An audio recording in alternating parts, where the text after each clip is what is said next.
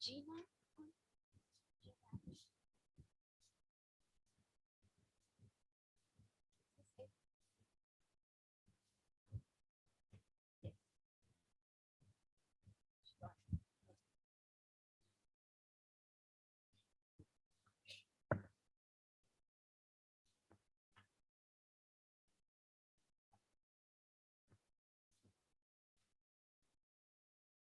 Everybody else is listed in the Yeah, yes.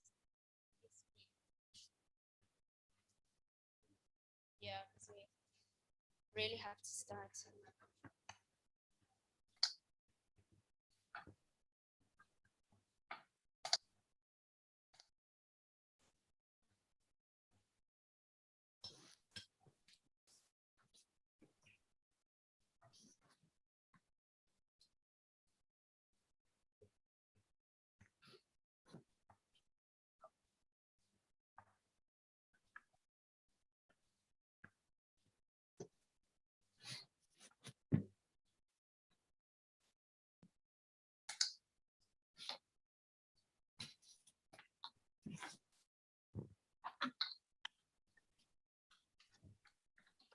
Okay, we're almost getting ready to start.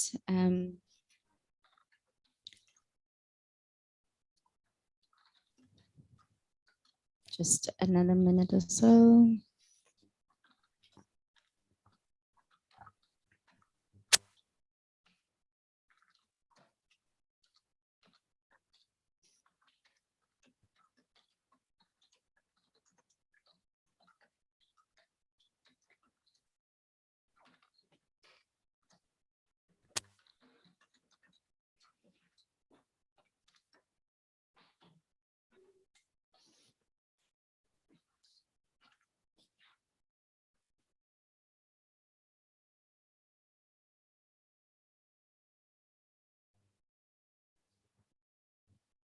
Okay, good afternoon, everyone, and welcome back. We are gearing up for the last session for the day of what has really been quite a fruitful day. Okay, jumping on to the next line item. We have Gina, who is joining us online. And I believe, yes, you can see her. So Gina's ready. So Gina is going to present to us on corporate accountability and community participation, the WWF approach and strategy to advance community engagements and enhance accountability. Welcome, Gina, and the floor is yours. Thank you very much. Thank you very much to all of the ACCA members, and in particular Arnold, for making this engagement possible. It's very nice to see some of you managing to be together in the room. And I understand you've had a long and intense day, so I'm going to keep this relatively short. I unfortunately don't speak French. I'm from South Africa. Ngikhuluma isiZulu kancane, which is the local language from where I come, but I don't speak French. So thank you to the interpreters who are able to help me have this conversation with those of you who speak French, and whatever other languages are necessary. So what I wanted to do today is less of a presentation. That was a very formal title to this session that I'm speaking to today. So perhaps if I could be a little more specific about what I would like to cover, what I would like to introduce as a topic for consideration by the ACCA Coalition, and perhaps the request that we have to ensure ongoing input from yourselves as we work toward establishing a mandate of the independent accountability mechanism for WWF. So let me just take a step back and give you a little more sense about the initiative and what WWF has done and is currently doing. As already introduced, my name is Gina Barbieri. I am the ombudsperson for WWF, the World Wildlife Fund, or the Worldwide Fund for Nature. Some of you might know it as. WWF is a conservation organization, a nonprofit conservation organization, and is very active in the African continent, working with governments and other partners to protect wildlife, create biodiversity. And in carrying out its activities, carrying out its projects, it is often working with and alongside communities, host communities, communities living on land that might then be demarcated, for example, to become part of a protected area. And I'm sure some of you who are watching the corporate space are also aware of some of the impacts that are being experienced by communities in the interests of conservation.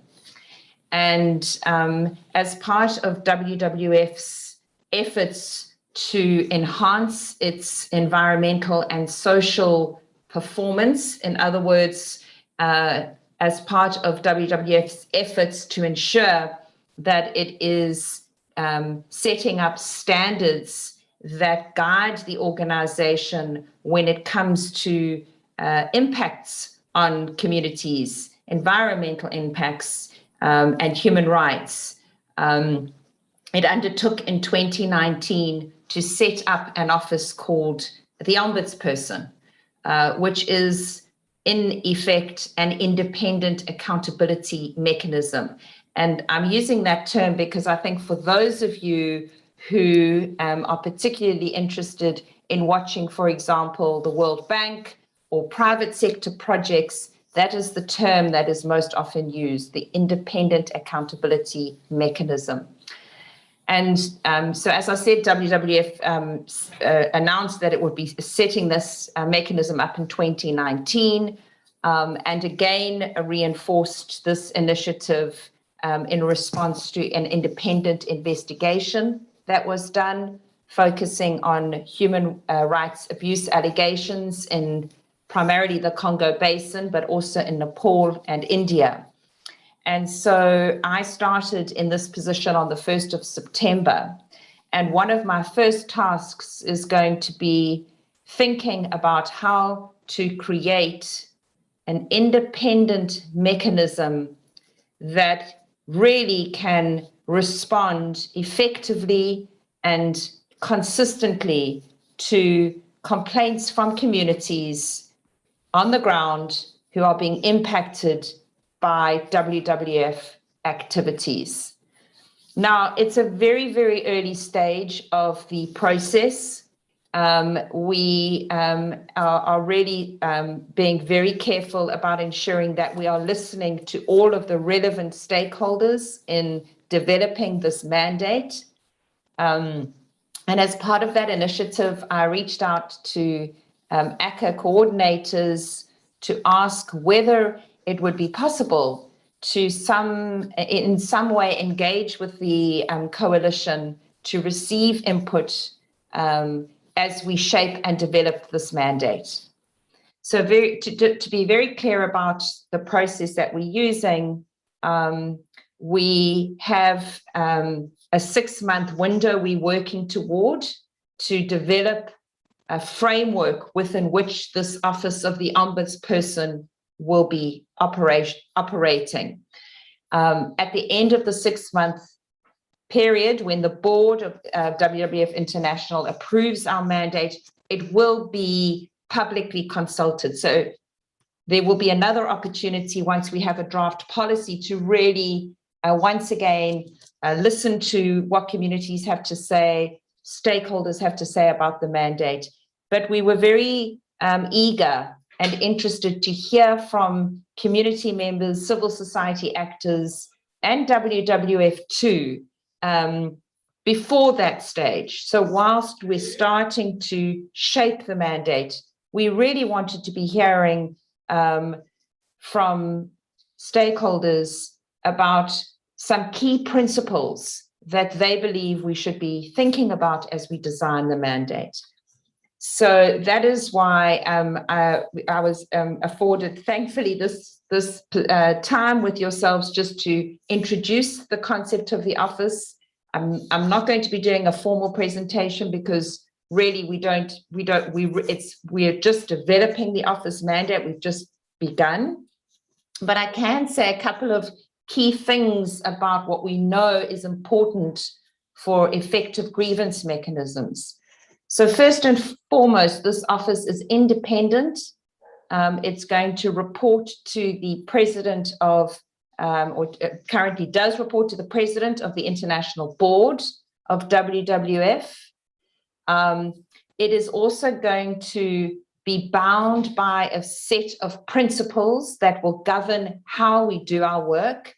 And those principles very closely will align with the United Nations guiding principles for business and human rights. So ensuring that we are transparent, we are consistent, we are rights compatible, and so on. There are 8 distinct principles with the UNGPs that I'm sure most of you are aware about. And we will be thinking through language that we will need to use to make it as clear as possible. What are the kinds of complaints that the office will deal with, and how will they deal with them? And to what extent does this office form part of the enabling remedy environment, so that communities are really aware of why would they come to this office? And lastly, to say, and then I'll pause to see if there are any immediate comments or reflections, but lastly, to say that WWF is also very conscientiously setting up grievance mechanisms at their project sites. So you will see already established grievance mechanisms that are in the countries specifically already. And part of the role of setting up the Ombuds office is to ensure that what we are doing complements those efforts and provides another channel. It doesn't replace those channels, but is an effort to provide another independent channel to communities who are seeking redress, who are wanting, who have concerns and want to raise their voice about those concerns. This office should provide another channel for those communities to use. So I think it's very important as we think about how do we make this an effective system, that we're hearing from those organizations and those communities who might already be impacted by projects or are thinking about how to ensure as much inclusivity in conservation as possible. So I know our time together is short, and I will be working with the ACCA coordinators to make your inputs more easily accessible on an ongoing basis, and I'll be guided by yourselves about how best we can do that. But let me stop now and see if there are any questions or comments or immediate reflections. Thank you.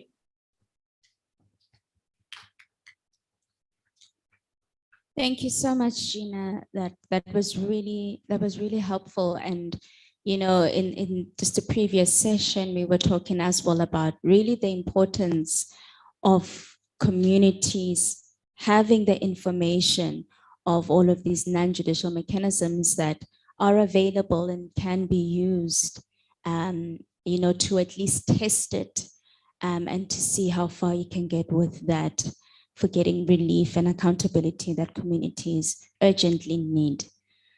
Are there any questions, comments? Let me start on the floor. Is there any questions, comments? Online as well. If there's any questions, comments, please do raise your hands, and then we will acknowledge you and give you the opportunity to also ask some questions. Okay. All right, any questions on the floor?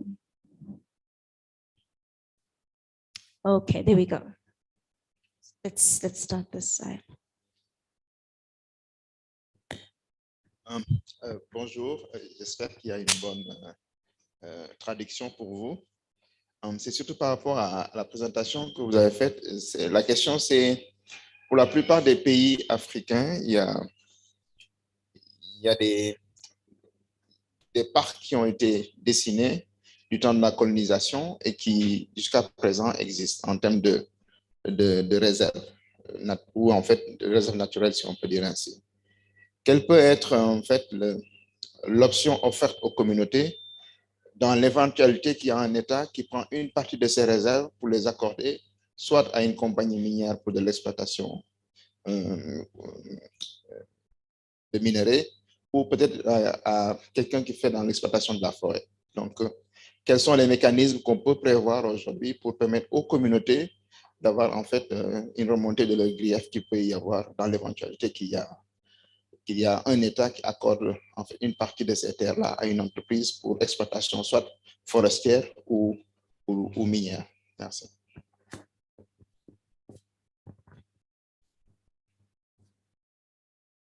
Okay. Thank you, Gina, for your presentation. I want to know, after putting in place your strategy on accountability, what are the main challenges are you facing now? And what are the solutions you can provide to some countries who want to experience this kind of approach? Thank you. Thank you. Was there another hand at the back? I'm not sure. Oh, Abby, was your hand up? I'm not sure. Was there another hand there? Okay. No. Okay, let's check online. Do we have any hands? No hands online. Okay, Gina, I'll hand over to you then.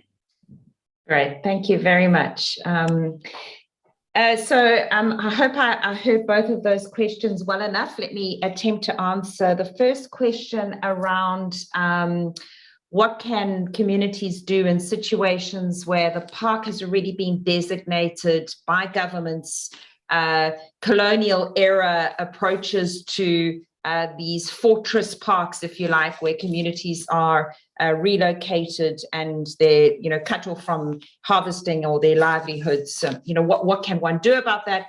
And then what does one do? What can a community member or a community do when the state decides to hand over some of the protected area to, a mining company or for forest exploitation? So I think these challenges we're seeing more and more of these challenges bringing civil society organizations together that perhaps perhaps only once looked at human rights. They're now looking at human rights and conservation and vice versa. And I think that part of the role of an accountability system is to make sure that we don't ignore those legacy issues.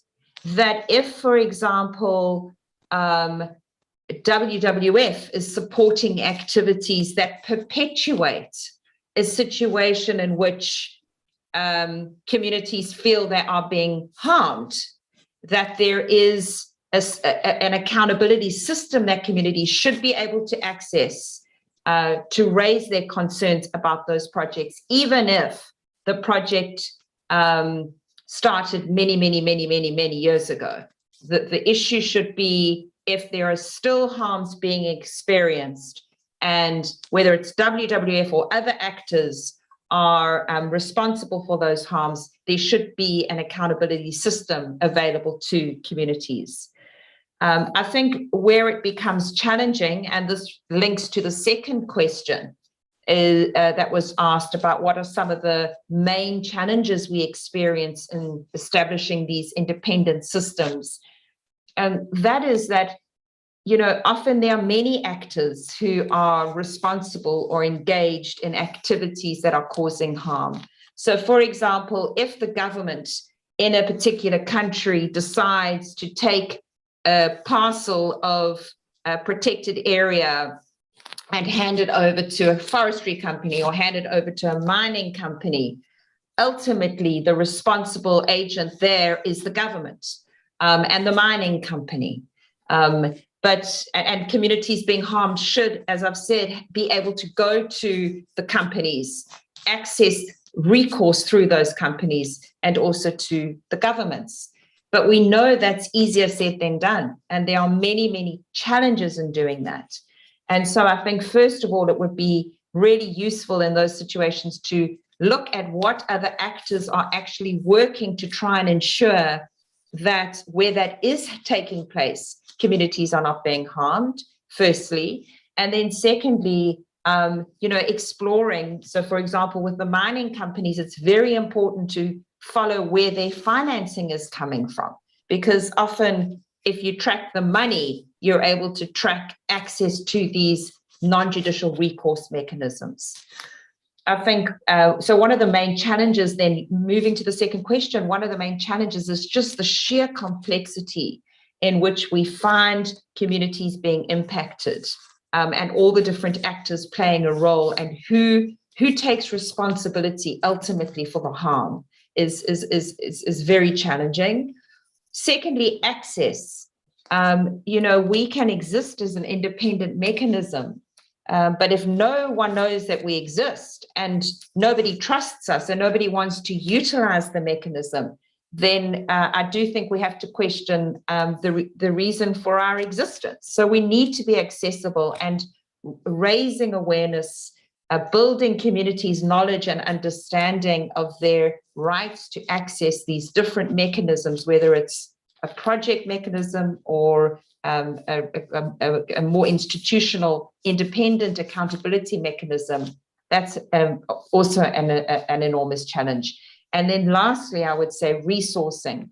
So where there are impacts and harms, how can we make sure that we have the resources to remedy those harms is another enormous challenge. Those are both great questions. Thank you for those.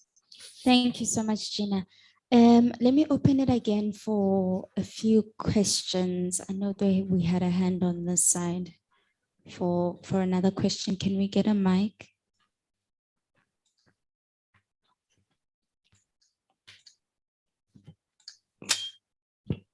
Merci Gina pour la réponse à ma question.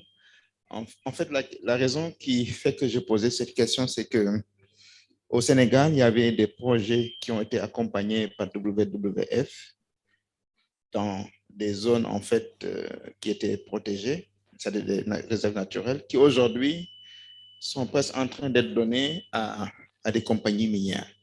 C'est-à-dire, en fait, les populations dont je parle, c'est d'anciens bénéficiaires des projets WWF. C'est-à-dire, comment est-ce qu'on assure la continuité de la conservation et en préservant, comme vous disiez tantôt, ce paradigme droit humain et conservation.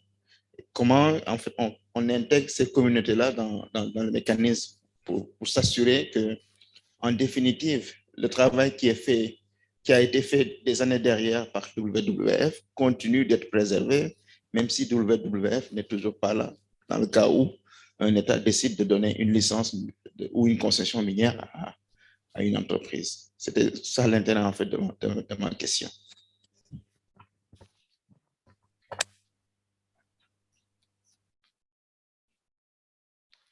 Should I go ahead and answer that one? Are we going to wait for a few more?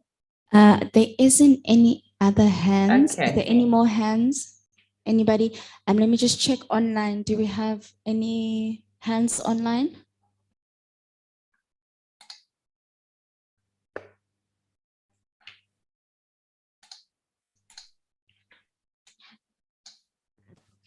Okay, in the meantime, while we get the online question translated, Gina, I think you can answer that question in the meantime. Okay, great. Thank you. Thanks for helping. So it's hard to answer that question really generally, because in fact, I think it's a question that really needs to be asked of WWF. I do understand that in some situations, WWF does work with the government, where mining activities are being explored in conservation areas or in areas demarcated for conservation.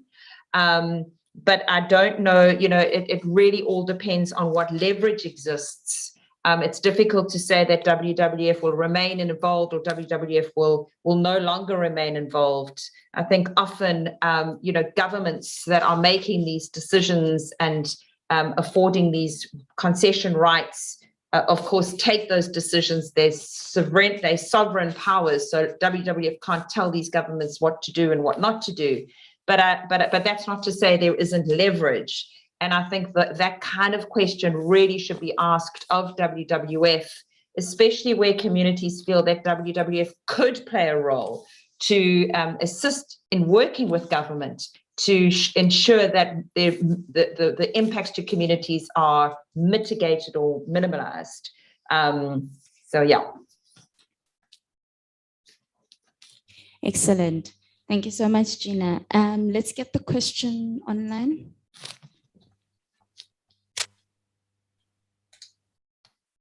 So the question online reads, I followed the presentation well, so I would like to know more about the mechanism dependent on accountability. In what way is it useful for the communities knowing that there are contracts signed between certain companies and the states? Great. Once again, I think this really will depend on the kind of complaint and the kind of situation that a community is raising and wanting to bring to the office of the ombudsperson. This is once again information that we're wanting to obtain before we finalize the draft policy that will be consulted on. But most typically, these mechanisms deal with impacts to the environmental and social well-being of communities. So it would be a community raising a concern about whether that's a human rights abuse or a social impact more broadly or an environmental concern, and directly related to a WWF activity. So the mandate doesn't typically deal with issues around fraud and corruption, commercial issues, commercial contracting issues, and so on. But that is still the articulation and how we are going to map out the mandate for this office is still under consideration. Excellent. Thank you so much. Let's give Gina a round of applause. That was fantastic. Thank you so much, Gina, for joining, and thank you for your presentation. We really appreciate it. And I'm sure if there are any members that really want any further information or want to actually use, the mechanisms as well, they'll be able to reach out to you. Perhaps if you could also, if that's okay with you, drop your email address to Liz, then I think she'll be able to share that with everyone else, and then it's easier for people then to reach out to you for that. But thank you so much, Gina. We really appreciate it. Thank you very much for your time, and really just a very quick ask, if it's okay, to the ACCA coordinators, if there is a way to help channel input on our mandate. We can ask some key questions. I would really welcome your input on some of the key things that we are wanting to build into our mandate. I can channel that through the ACCA coordinators as well. So if I could just leave that as an ask with yourselves too, please. All right. Thank you so much. Thank you. So much. I know it's 7 o'clock SA time now. So thank you. That's great. Thank you very much. Thank you for having me. Okay. Bye-bye. Thanks. Bye. All right. Thanks, colleagues. As we swiftly move on to the next item, Secretariat, are we ready for hosting the elections? Liz?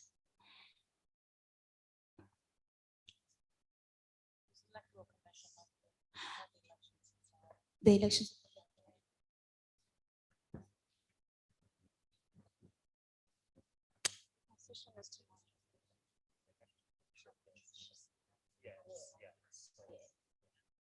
Oh, yeah.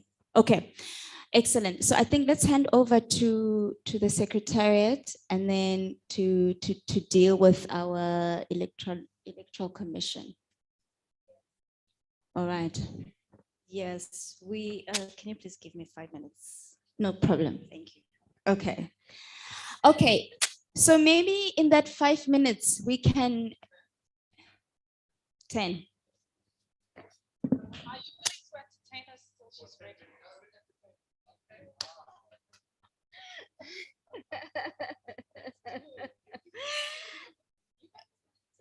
Okay. Okay, there's a mic here for entertainment. Mais vous allez devoir vous lever tous. On va le faire ensemble.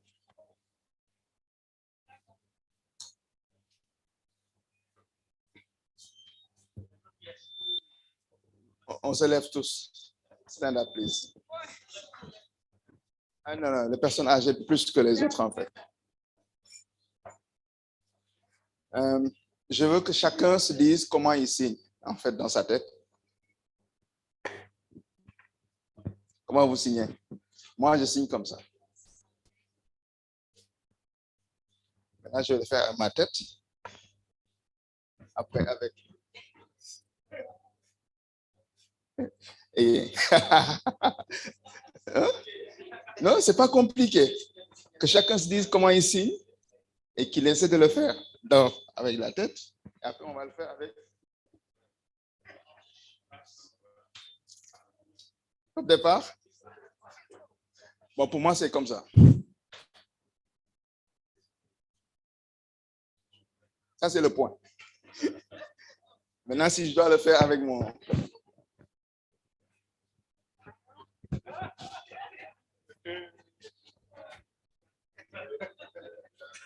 Maintenant, tous, on y va ensemble.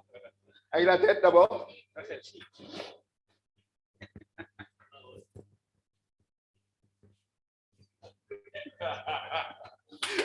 Maintenant, avec le bassin. Allez.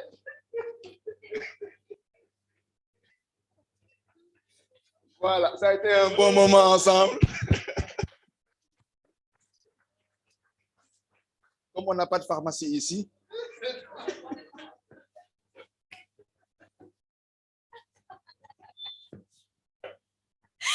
Thank you. I think now we are awake. But I'm sure we can squeeze in another 5 minutes of doing another stretch. Or is everybody awake now? Not really.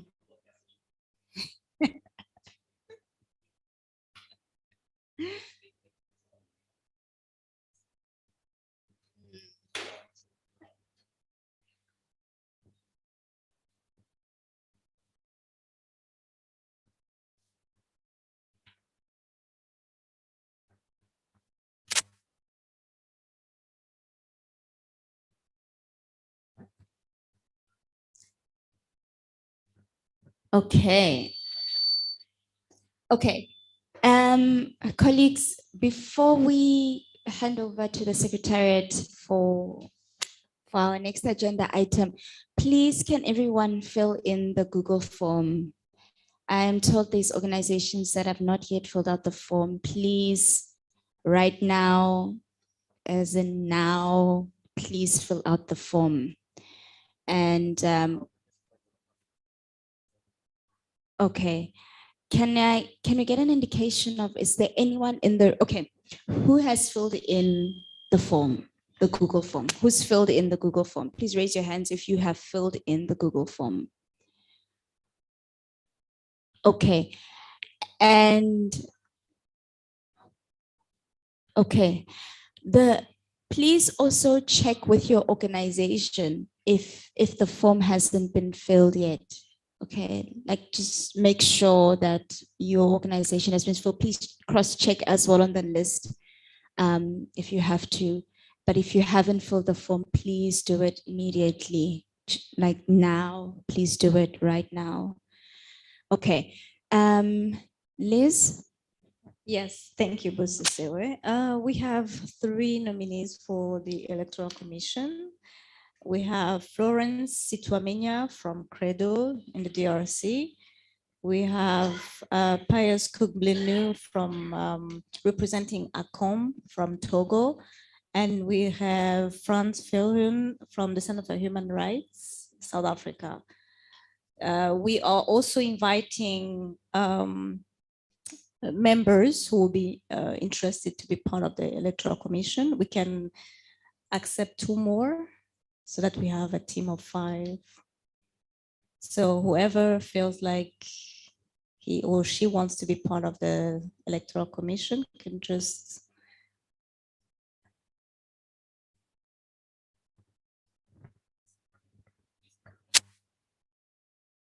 we also have John Mwebe. I'm sorry, John, but I've been having issues with my email address, so some emails have been lost.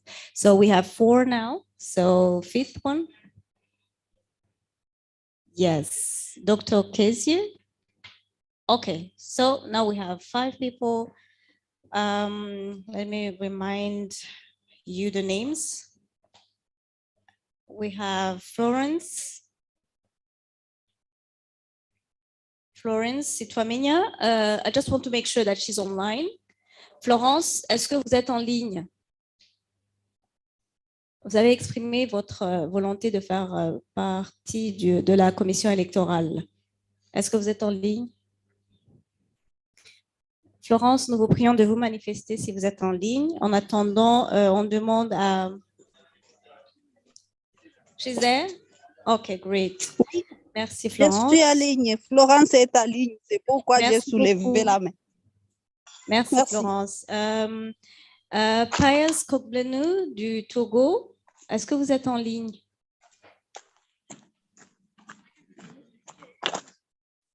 Merci de vous manifester si vous êtes en ligne. Okay, Prof. France is in the room and Dr. Kizi is in the room. So we have 4. We have Aboubakar Diallo. Oh, mais on va avoir au-delà de 5, on a John Mwebe de International Accountability. Comment? Il n'a pas encore répondu. On lui donne quelques minutes. Donc, jusqu'ici, on a 5 qui ont exprimé leur désir de faire partie de la commission électorale. Donc, Florence Credo, qui représente Credo, Pius, qui représente ACCOMB, Hans, qui représente le Center for Human Rights, John Mwebe, qui représente International Accountability Project, et Dr. Ketir, qui représente Neighborhood Environmental Watch.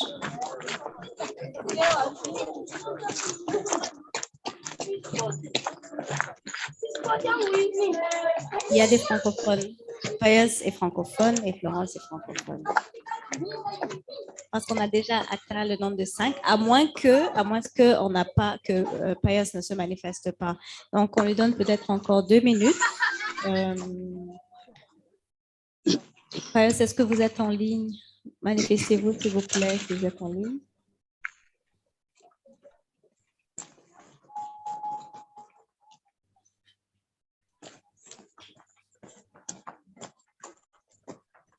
Oui.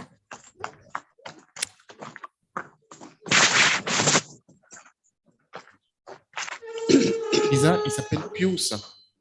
Pius? Il s'appelle Pius. Ok, je vais commencer en anglais sans doute. Voilà, sans doute qu'on prononce mal son nom, c'est pourquoi il ne répond pas. Il s'appelle Pius. Merci beaucoup.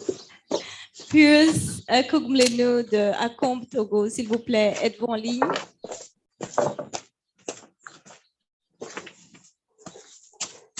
Probablement qu'il n'est pas en ligne. Donc, on a déjà 4 membres.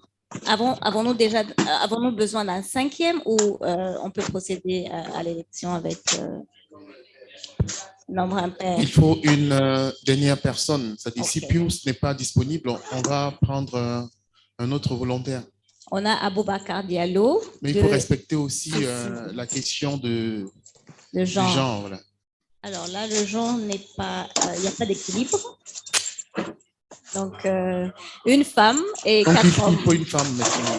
Alors, une femme. Mesdames. Et puis voilà. Voilà.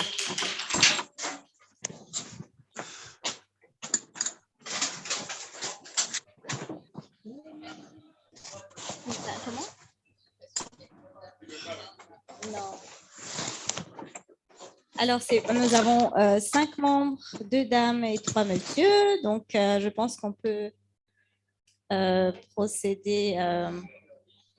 Ça peut aller. OK.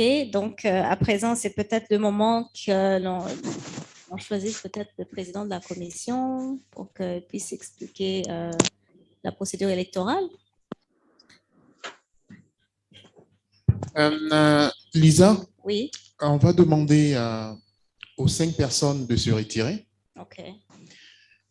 Elles vont se retirer juste à côté pour une petite concertation et désigner un président et en cas de vacances du président, un vice-président, pourquoi pas, s'ils veulent bien. Et revenir rapidement nous donner qui est le président du jury et comment est-ce qu'il procède peut-être. OK, donc les nominés sont priés de se retirer de la salle. Nous allons les rappeler après. Ceux qui sont en ligne, nous vous prions de vous déconnecter. Nous prions, Florence, veuillez vous déconnecter s'il vous plaît. Vous allez vous reconnecter dans 5 minutes. On prend 5 minutes. Florence. Mais Lise, comment on va se concerter à un état déconnecté? Je pensais qu'il serait mieux que vous puissiez nous créer une salle où on pouvait en discuter. Comme ça, vous nous retirez de la grande salle. C'est que nous n'avons malheureusement pas prévu de breakout sessions lorsque nous avons préparé le lien Zoom. Toutefois, vous pouvez vous déconnecter, vous allez compter 5 minutes et revenir comme cela, parce que les autres sont sortis de la salle. Je vais m'aligner à la décision de ceux qui sont en présentiel. Merci, je me déconnecte. Merci beaucoup.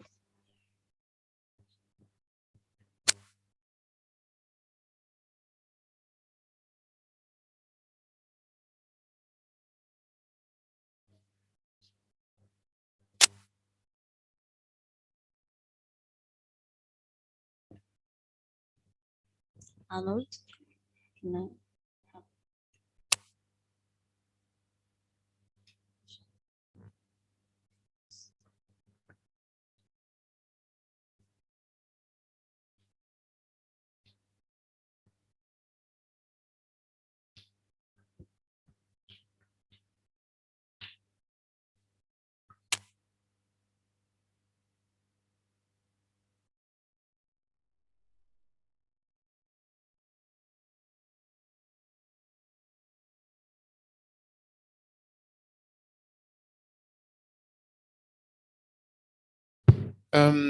Lisa, est-ce que nous avons arrêté la liste des candidatures? Des candidatures au CP ou des candidatures à la commission? Non, non, non. Électorale? C'est des candidatures au niveau du CP. Oui. La liste est là. Elle est complète. Est-ce qu'on peut déjà présenter un peu cette liste? Oui. C'est-à-dire, on essaie de présenter un peu la liste pour qu'on sache quels sont les candidats officiellement. Oui, oui, c'est possible. Seulement, je me demandais si on ne doit pas d'abord élire, si les membres ne doivent pas élire d'abord le président de la commission électorale qui va en fait présenter, va présenter la liste des nominés. C'est parfait. Voilà. D'accord. Okay. Donc, nous allons donc procéder à l'élection des 5 membres. Je ne sais pas si nous pouvons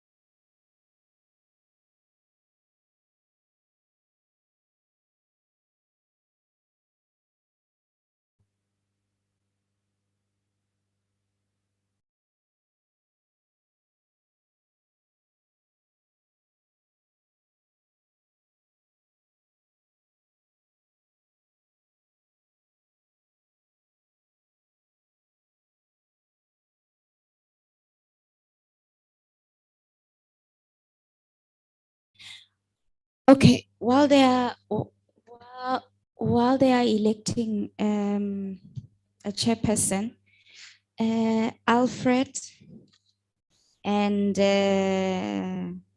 Gerald, please fill in the Google Forms. Oh, okay. So Alfred. Okay.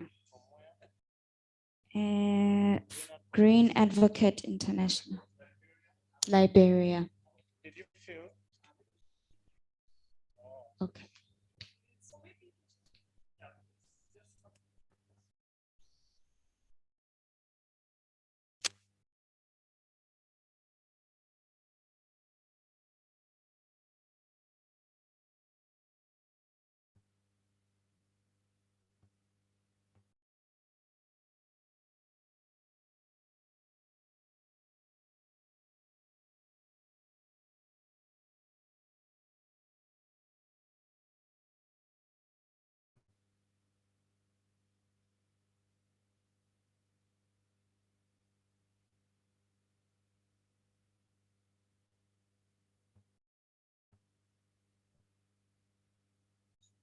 Excuse me, did everybody register in the morning on this form? Is there anybody in this room that did not register on this form? Okay. You registered?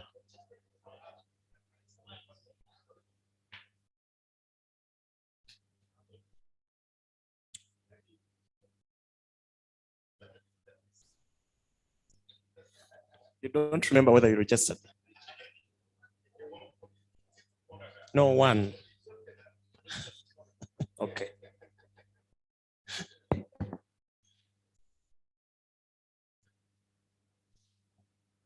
Because we're really trying to cross-check the membership for the voting so that at least the list is up that people can look at and know who is representing which organization.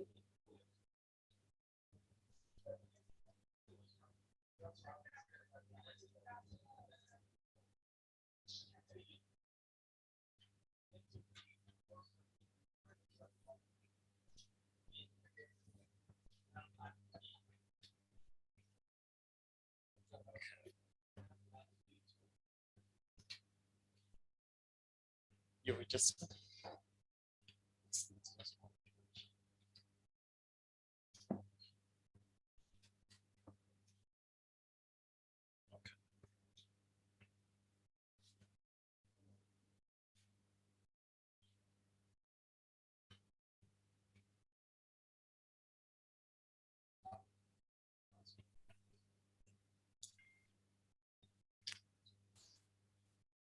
You registered? No, it's one. What I'm trying, it's one form. Did you register in the morning?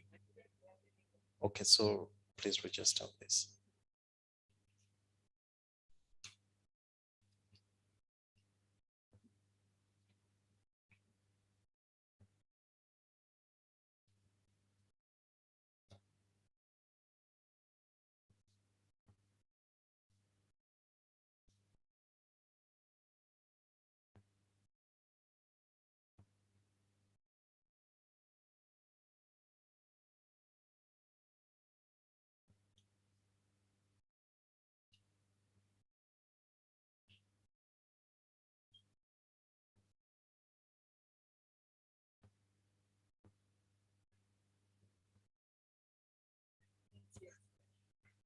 Arab.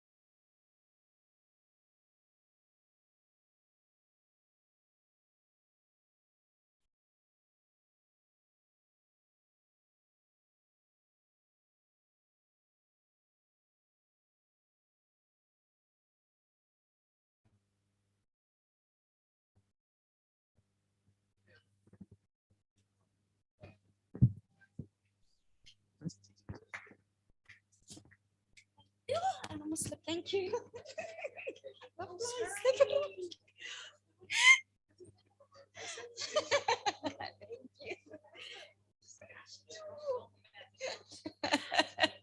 We got you. Okay. Liz, we have the commission is back. So I think we can proceed.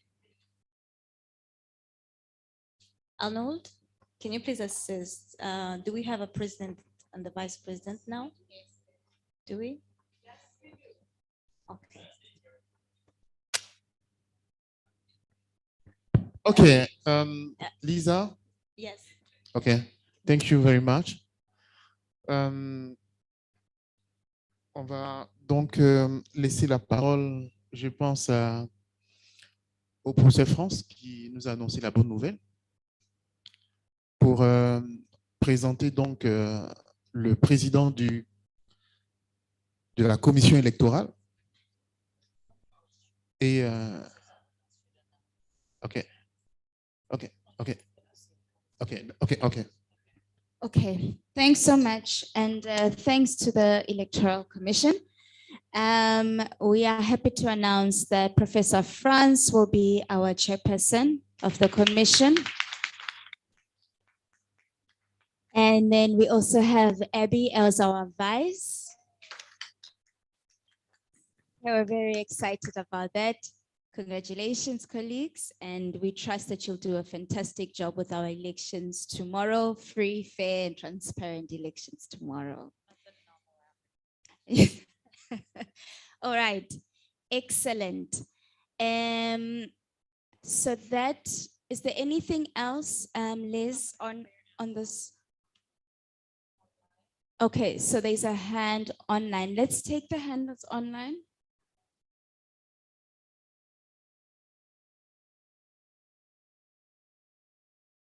Je ne sais pas, Lisa, Oui. est-ce qu'on a demandé à la commission électorale, parce que avant de nous quitter ce soir, il nous faut absolument connaître les candidats. Oui. Parce qu'il nous faut connaître les candidats avant de se quitter ce soir. Donc, je ne sais pas comment on procède. Je transmets la liste au président de la commission immédiatement. Ils peuvent éventuellement se réunir pendant quelques minutes pour statuer et puis ils vont annoncer les candidats officiellement. Oui, je pense que c'est bien comme ça. Oui. Okay, thanks for that. So we'll slot that in. Can we perhaps take the hand that's online? Okay. All right. While we are dealing with that technical glitch to get the hand that's online, is the list of the candidates, the nominated candidates, ready for chairperson? Is the list of the candidates ready? Secretariat is sending to the chairperson. Okay, right now. excellent. Okay, so maybe let's are we sorted with the hand that's online to be able to take that?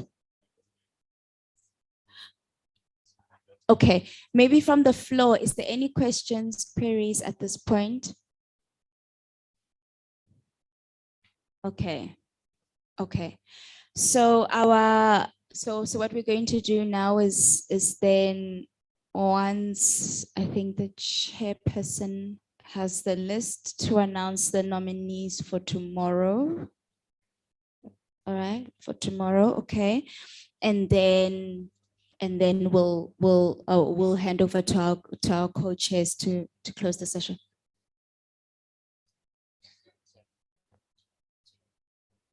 Okay.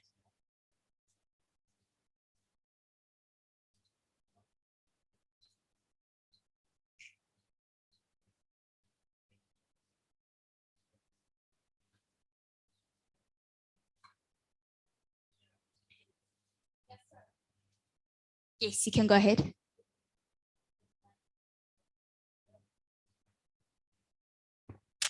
Thank you. You would want to be taken through the electoral process. Every election has got a process. and we should understand people are supposed to campaign, people supposed to do what. So we need to understand those rules of election so that we move forward on a level playing ground. But we don't have other people take advantage of the others. So we would want the chair of the electioneering to guide us on what to do and how to. Okay, that's fine. We note that. Is there any other questions? Is there any other questions or queries? Okay, just before I hand over to the chairperson to deal with that. Okay, Guinea, please, can you fill out your forms? I can't read the name because I can't see the handwriting. Yes. Please fill out the form. Thank you. If anybody else has not filled out the Google form, please, once again, we plead, please fill out the Google form. It's important. All right. Can we get a mic that side? And then we'll deal with the preps for the elections for tomorrow. I don't have the final list, but maybe I start by saying, just reminding us all that we have 4 regions that have 2 members to be elected to the steering committee. So the steering committee should have 8 members because North Africa is not yet represented on the steering committee because there's only 1 member that had just joined. So if we look at the regions, in Southern Africa, we have the Center for Applied Legal Studies, CALS, that has only served 1 term and is then eligible for another term. In addition to CALS, we have 1 other nomination from Southern Africa, which is the Institute of Sustainable Development. And that means that there will not be a contest. There will be not an election because those 2 members are automatically elected to the steering committee as the 2 members from Southern Africa.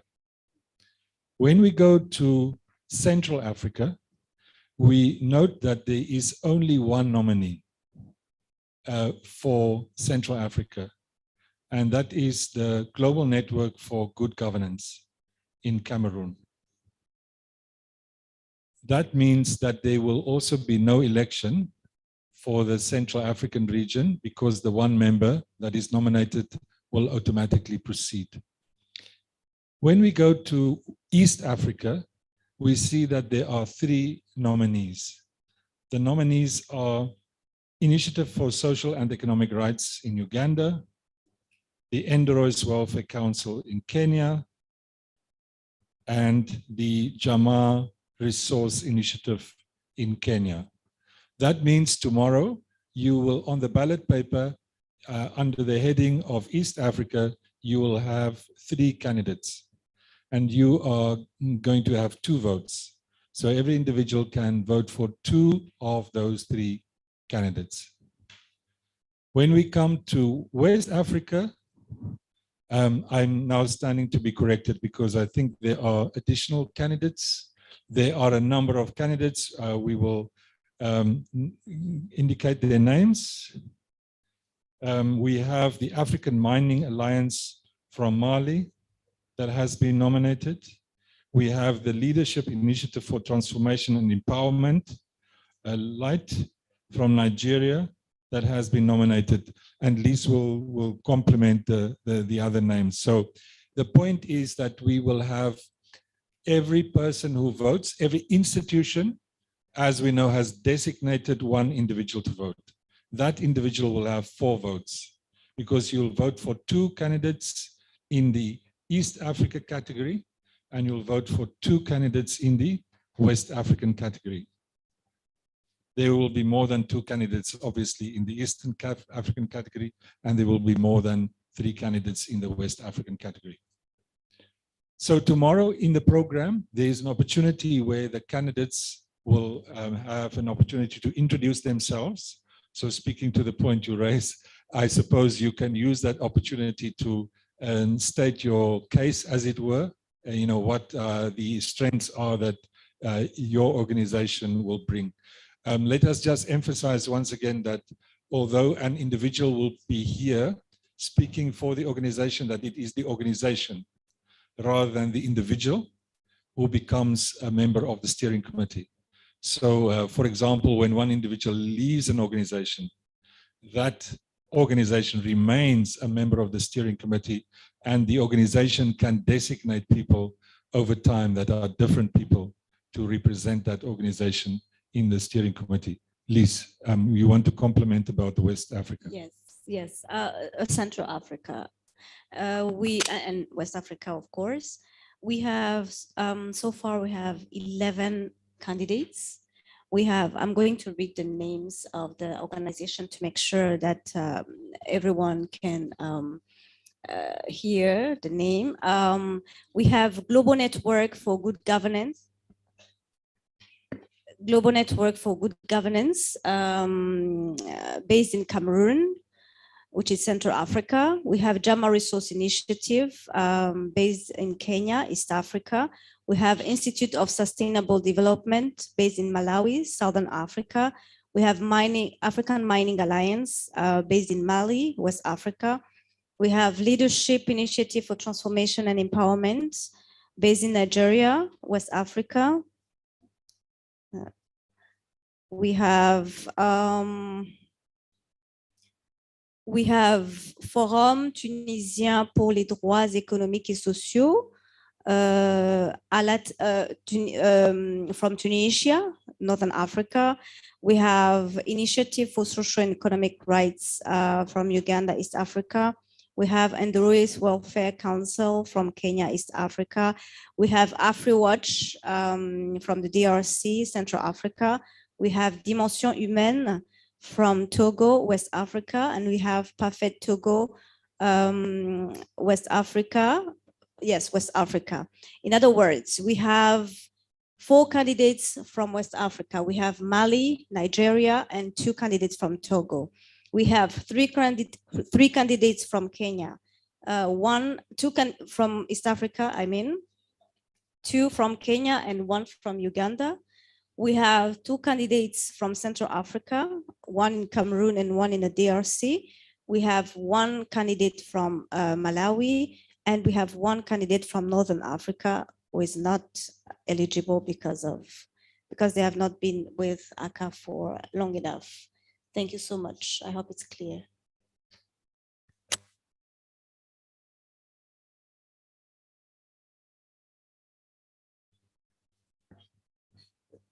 Je voulais proposer une chose, en fait, pour les pays où il y a deux organisations qui sont candidates en même temps. Je vois qu'en Afrique de l'Est, déjà, il y a 2 candidats du Kenya et 1 candidat de Ouganda. Afrique centrale, il y a 2 de Togo et autres. Donc, si on va aux élections et que c'est les 2 du Kenya qui sont élus ou les 2 du Togo qui sont élus, pour moi, il faut aussi qu'on assure cette dimension de diversité qui permettent qu'au moins sur une région centrale, sur une région déterminée, on n'est pas 2 du même pays qui sont au comité de pilotage. Donc, si les 2 des 2 pays peuvent se voir entre eux et voir qui va désister ou qui va peut-être y aller, parce que c'est important aussi qu'on assure cette dimension de diversité qui fait qu'en fait, on a plusieurs personnes de plusieurs pays plutôt que c'est juste une proposition. Okay, so the proposition is that it's not ideal that in West Africa, for example, that in East Africa, for example, there are 2 nominees from Kenya. It's not ideal that the 2 nominees from Kenya should be the 2 that are elected. It was something that the steering committee already discussed, and we looked closely at the norms and procedures for this steering committee elections. And it does not give us guidance. So from the strict legal point of view, we are not having a particular guidance, but what we could say is that people should be guided by the general principle that underlies ACCA, that of regional representation. So we are not saying that one is compelled, but we are advising and encouraging people who vote to keep in mind the desirability of within a particular region like Central Africa or East Africa to have broader regional representation, and to keep that as very closely in mind when one casts the vote. The suggestion was that those who are from one country should come together and try to resolve and see if one, I mean, clearly that is permissible if those from one country, there are two from Kenya, there are two from Togo, I would like to come together and talk it out or talk it through. But I would suggest that we should know that very soon, or at least, I don't know, from a technical point of view, Taruna, and Simpiwe, when do we need to prepare finally also the voting ballot paper, as it were?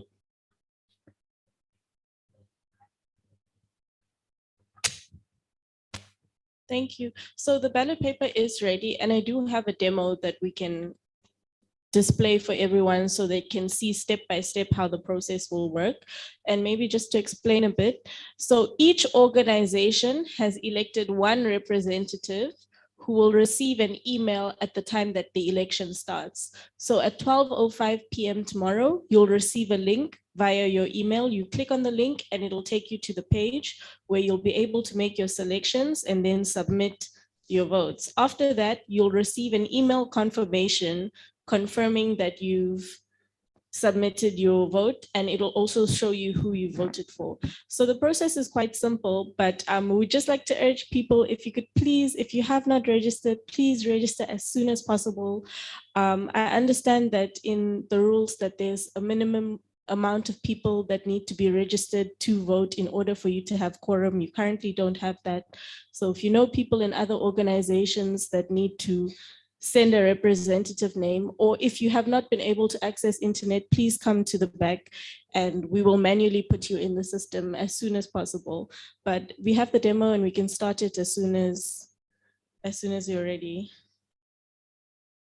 I don't know, co-chairs, would this be a good moment to do the demonstration of just very briefly? Taruna, you can run it now on the screen. Yes, I think that will make it very tangible and clear also, so people understand. Please, sir.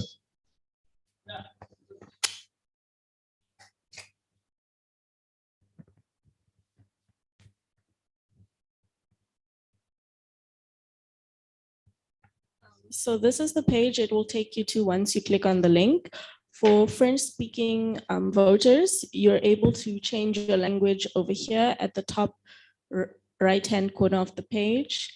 And you will see the vote will show the instructions followed by the first field, which is for one of the regions which is being contested. You'll have the candidate names and you'll be allowed to select between them. In your election, it will show you a minimum of 2 candidates. In the demo, we have only put 1. So once you've selected your candidates for each field, you then continue, and then it will show you a summary of your selections. And then you have to click on the submit button before it will go through, and we will receive it virtually. Results will be available at 1 p.m. tomorrow. So you'll get the results quite soon. And if there are any questions, you can also send an email to the admin, but it'll be open for 55 minutes.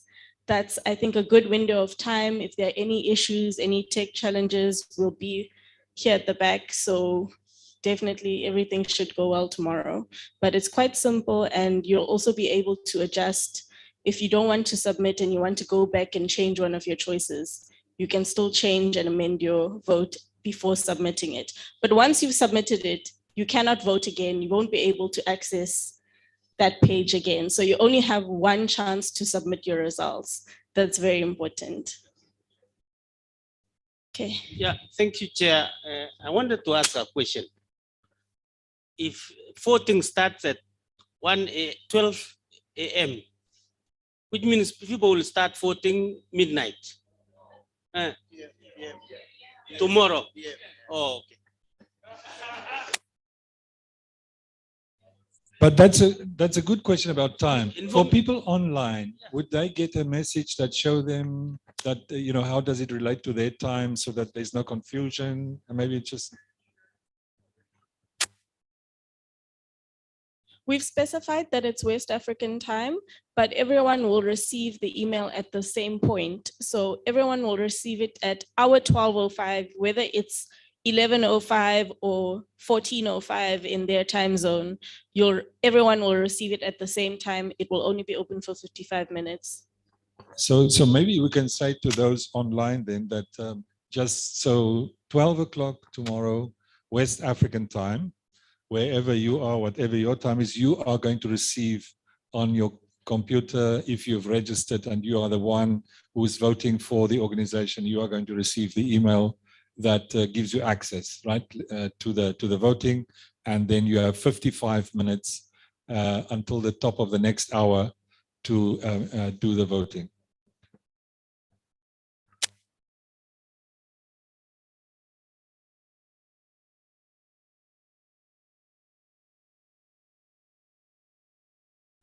There's a few comments online.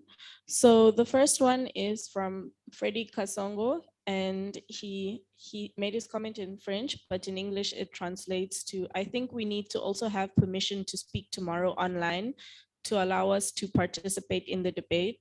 And I'd just like to kindly remind the people online that you're welcome to participate in the going-ons of the day. Unfortunately, we've set the event up in a webinar format just for ease of flow during the presentations. But if you do have a comment you want to make at some point and you want to address the floor directly, just send a message to the technical team, which you'll see identified as the Center for Human Rights Accounts, and we'll be able to give you talking permission. So if you do want to talk, a few people have been able to so far. We'll definitely arrange for that. And then the second person, Emmanuel, who has his hand up, you can address the floor directly. Emmanuel? Allô? We can hear you.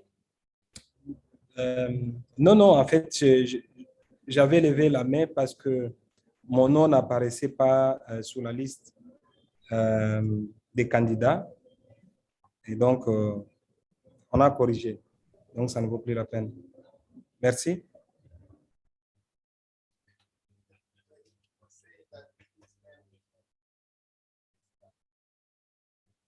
So he needed to be added to the list, but he's there. Okay, great. Then we have Blaze.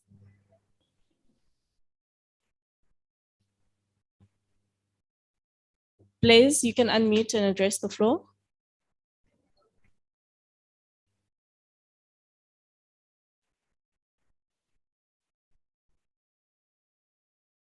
Okay, we can move on to the next person, Tabemonso.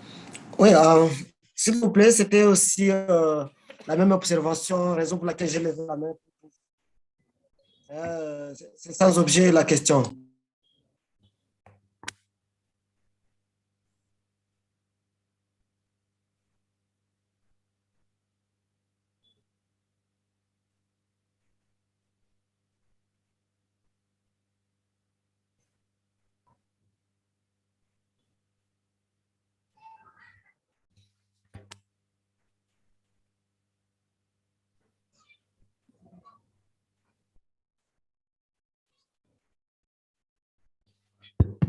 Colleagues, is that all of the questions from online?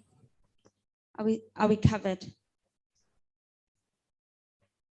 Okay, so we covered with the questions online. Can we take then questions from the floor? I think she had her hand up first. You can go ahead.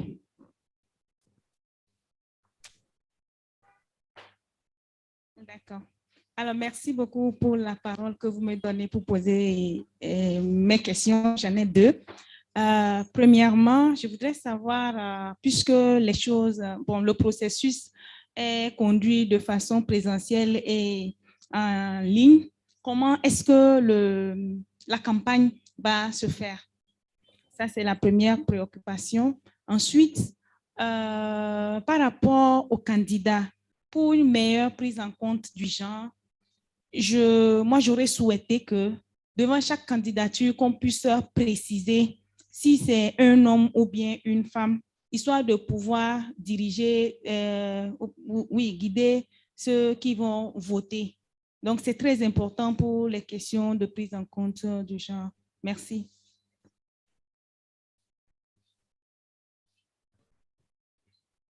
Thanks so much. I think there was another question this side. Yeah. We'll come to answering that. Shall I just answer? Yeah. No, can we give take questions, and then afterwards we'll then get chances for responding. Can go ahead. Thank you. My name is William Sipai. Not really a question, but just a confirmation that those who are responsible for sending the emails, I realize that I'm not receiving all the emails. So can I clarify that, please, and check that? Okay, the team will check that. Is there any other questions? Okay, Prof. Sure.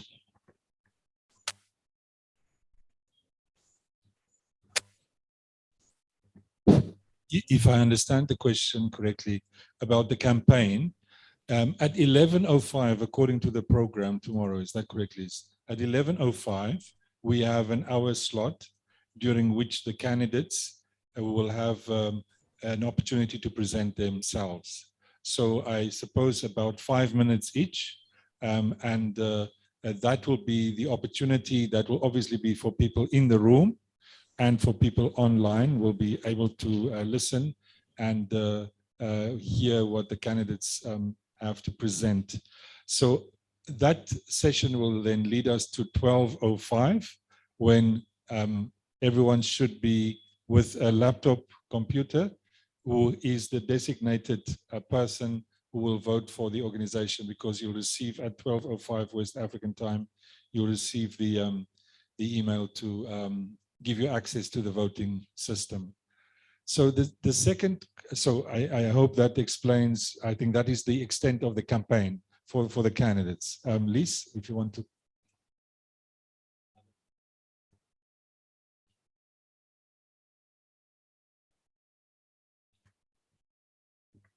Une des candidates du Togo s'est désistée en faveur de sa compatriote.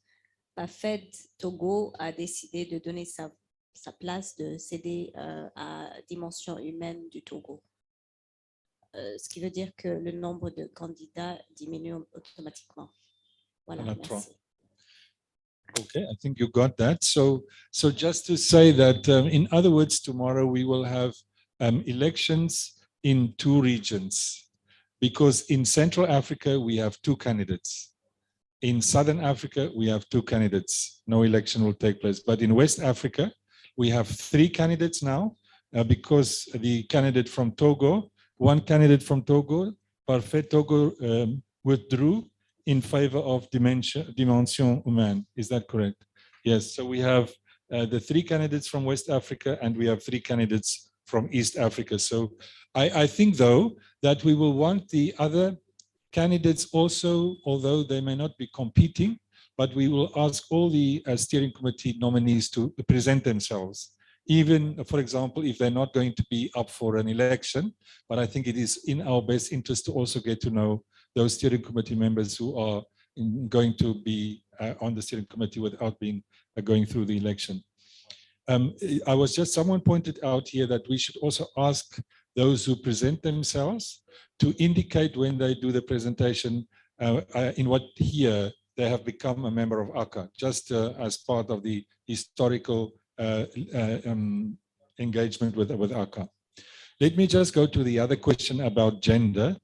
Again, it is something that the steering committee considered, and we pointed out that one should again look at the norms and the procedures.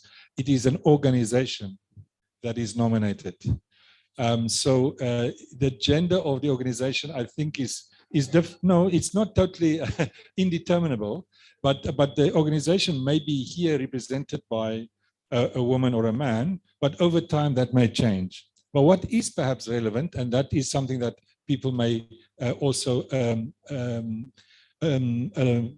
include in their presentation, would be that the role that women play in the organization. Is it a female-led organization? So that the gender issues come through not by the individual, but by the institutional culture and the way in which the organizational structures work within that particular organization. So you're most welcome tomorrow when you present to indicate the year that the organization became a member of ACCA and the extent to which gender is taken seriously and is visible in the organization. But we do elect in the end an organization, although the person here may be a woman or a man.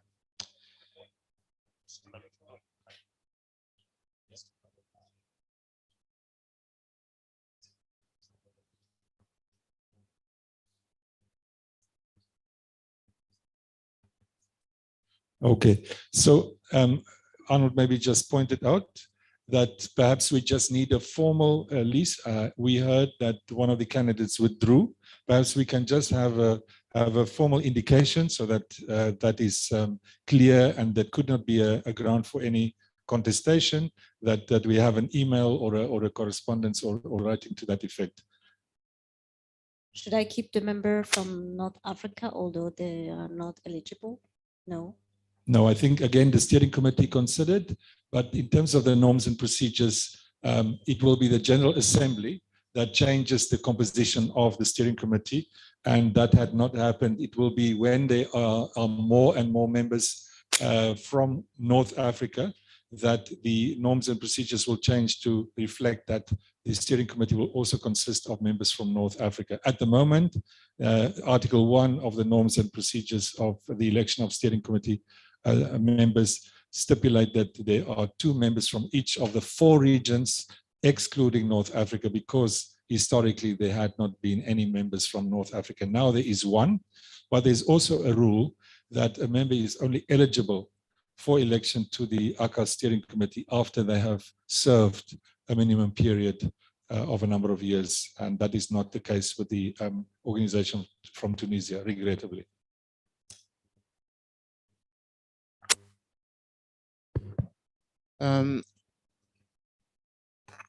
Monsieur le Président du comité, le comité électoral, je voulais juste ajouter une précision concernant l'Afrique de l'Ouest. Il est vrai qu'en Afrique de l'Ouest, il y aura 3 candidats. Il va falloir choisir 2 candidats parmi les 3, mais il y a un francophone et un anglophone. Ça, c'est à préciser. Ça veut dire qu'on n'aura pas choisi 2 francophones. Ce n'est pas possible. Donc, ça, c'est un élément qu'il faut prendre en compte. Okay, I think that's very important. Again, it's about the diversity. So we guide members who elect in the various regions to keep in mind the regional representation and then also the linguistic representation within that region. And tomorrow, I think it will become clear which organizations are Francophone, which ones are Anglophone, so that you keep that in mind as well within a region as you try to accomplish the goal of regional linguistic representation and within ACCA as well. Thank you, Franz. Is there anything else before we wrap up? Any other questions, queries about tomorrow? Online, is there any questions online, comments? Okay, can we get some of the comments from online?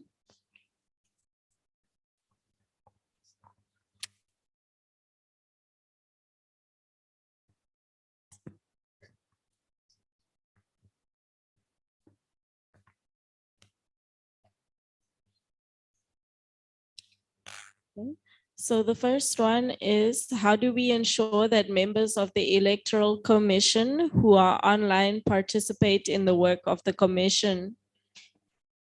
Then the next one says the same thing.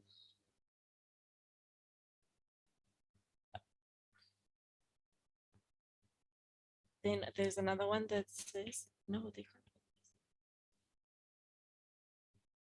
Oh, wait.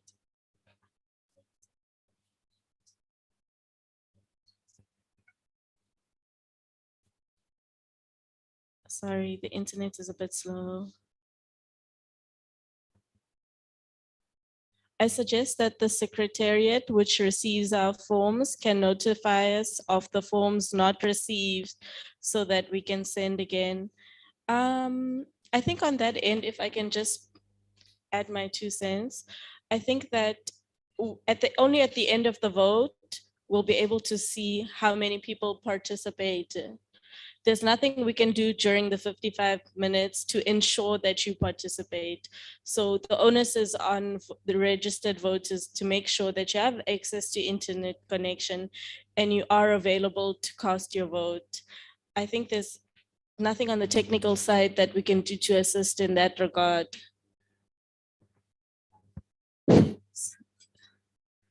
Then there's 2 more. Sorry. Please, EC members, can we have another possibility to exchange between EC members for the work during the process? And then the last comment.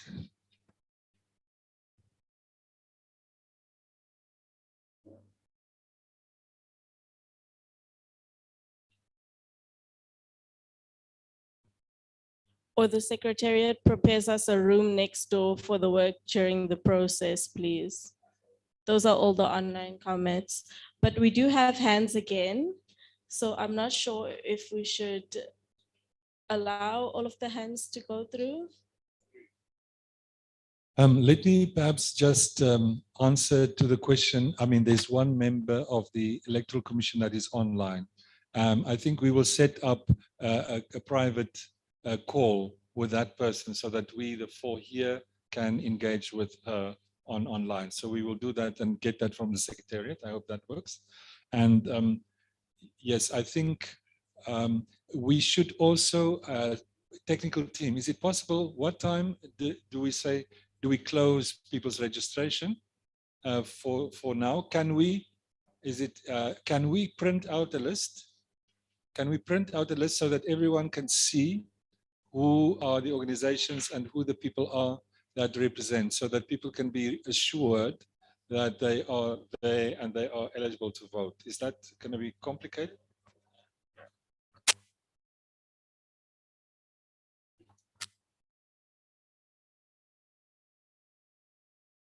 It is possible. However, it's up to the steering committee to decide what time do we close registration, because it's still open and we thought ideally we can keep it open until 7 p.m.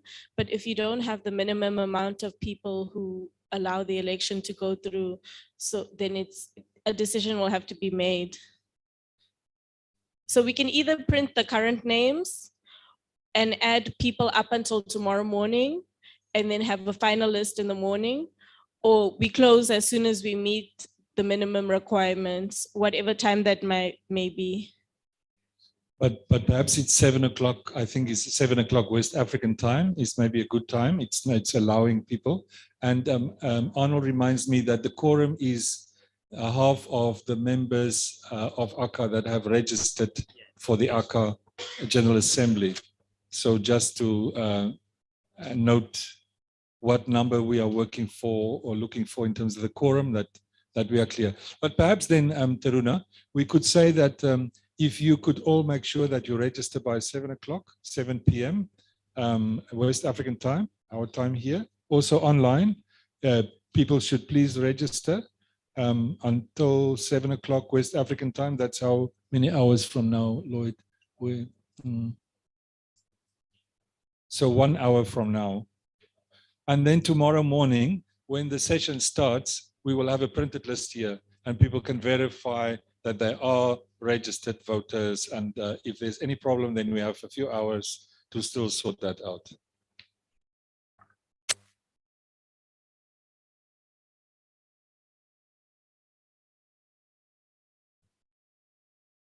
Daruna, are there further questions on the online? Maybe we can just take those in the interest of inclusiveness. Yes, so Philip, your hand is raised. You can unmute and address the floor. Philip. Merci. Je pense qu'on a peut-être déjà répondu à ma préoccupation. C'était, est-ce on a pris des dispositions pour que les membres de la commission électorale qui sont en ligne puissent travailler avec les autres? Est-ce que techniquement, c'est réglé cette question-là? Et peut-être une deuxième préoccupation, est-ce que pour l'Afrique centrale, est-ce qu'il y aura un vote comme il n'y a que 2 candidats? Est-ce que ça me semble que ce n'était pas très clair? Merci. Okay, I just want to reiterate, working with the person online, we will obtain the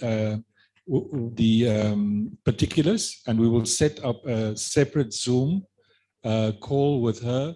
The 4 people here and herself will have a separate call there that we will be able to speak to each other. So we will make that fall in place.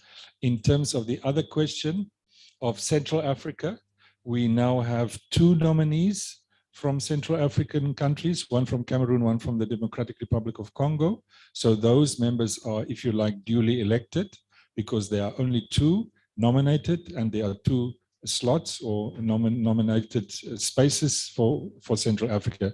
To recap, perhaps, we have in Southern Africa the same situation. In Southern Africa, then we have Malawi being nominated, or an organization from Malawi, and we have CALS from Southern Africa, South Africa, nominated as the second term.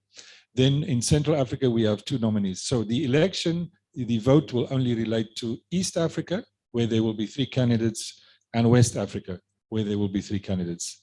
North Africa does not feature because they are not at the moment represented on the steering committee.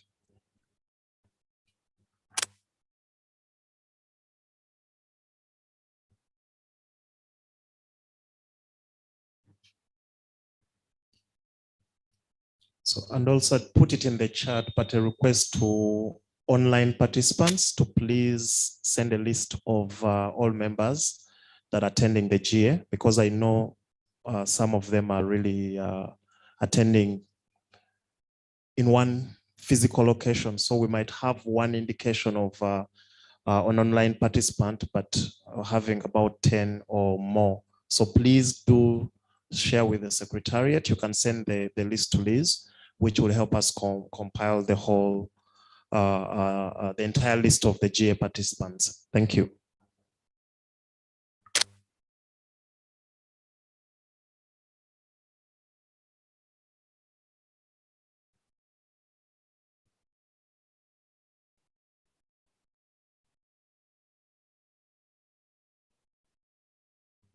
Are there any further questions? No further questions. Then if there are no further questions in the room, then I think the Electoral Commission will take all these matters that you've raised into account, and hopefully we'll have a very transparent, free and fair election tomorrow. Thank you.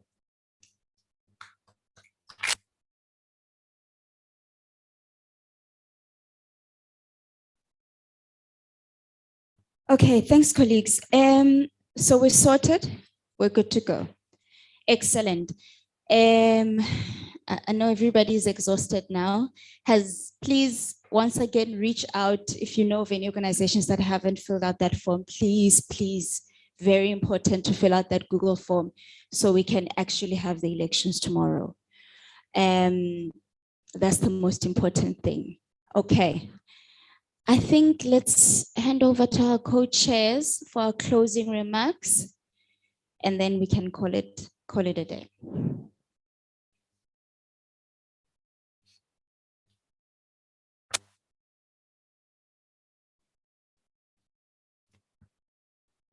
Ok, merci à tous. Merci d'avoir activement participé à cette première journée de l'Assemblée générale. Je pense qu'on l'avait décidé. Ça avait été un peu difficile au départ pour la programmation et tout cela, les questions logistiques, mais je pense qu'on l'a fait. parce qu'on vient de terminer la première journée et je vais saluer tout le monde pour votre grande implication dans tout ce qui a été fait durant toute cette journée. Nous allons nous apprêter pour demain. Pour ceux qui sont candidats, vous avez toutes, c'est vrai que le comité électoral n'a pas encore lancé les choses, mais vous pouvez déjà commencer par faire les consultations. Même pour ceux qui sont en ligne, je ne sais pas comment ils vont nous consulter ici, mais on peut se parler sur WhatsApp et puis par mail aussi. Pour le reste, je vous souhaite donc une bonne soirée. Reposez-vous bien et demain, on se retrouve. Merci à tout le monde. Merci aux interprètes aussi, on ne les oublie pas. Ils ont fait un travail formidable. Oui, ils ont fait un très, très bon travail. On a pu échanger sans difficulté. Mais on n'oublie pas aussi tous ceux qui sont chargés de la technique parce qu'il y a ceux qui gèrent toute la logistique derrière avec ceux qui sont à l'extérieur, qui sont en ligne avec nous. On tient à les remercier. Ils joueront aussi un rôle important demain pour les élections. Merci à Lisa, à toute l'équipe du secrétariat et à demain. Inch'Allah.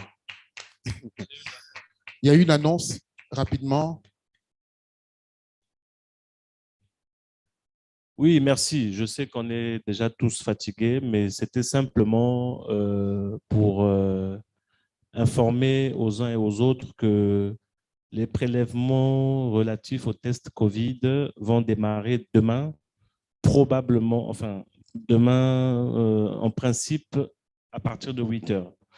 Donc, pour ceux qui vont effectuer le départ à partir du vendredi et éventuellement le samedi, les prélèvements vont débuter demain matin dans la salle attenante à cette salle. Donc, juste avant, à l'entrée, dès 8 heures, il s'agira de se présenter, de faire son prélèvement et ensuite de pouvoir accéder à la réunion.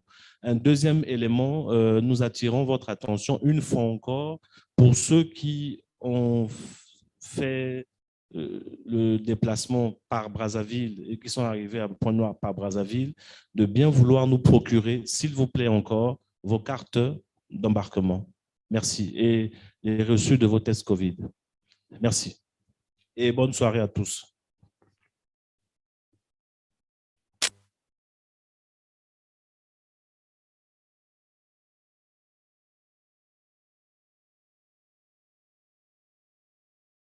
Non, vous n'êtes pas obligé de partir, hein, vous pouvez rester.